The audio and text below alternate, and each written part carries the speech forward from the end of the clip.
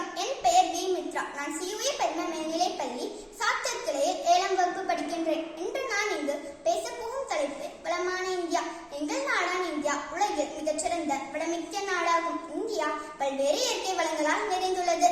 மலைகள், ஆறுகள், பசுமையான நிலங்கள், வனங்கள், கனிம வளங்கள் அனைத்தும் இந்தியாவின் பெருமை. இந்தியாவின் விவசாயம் உலகில் பழமையான தொழில்களில் ஒன்றாகும். நம் மண் அரிசி, கோதுமை, பருத்தி, பருப்பு, தேநீர், காப்பி போன்ற பல பொருட்களை அளிக்கிறது.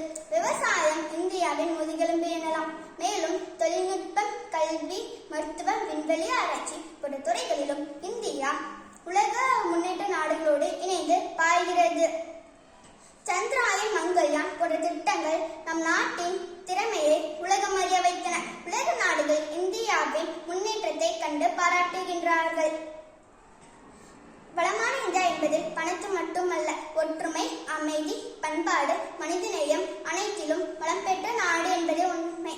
ஒற்றுமை, அமைதி, கடின உழைப்பு ஆகியவை இந்தியர்களின் வலிமை.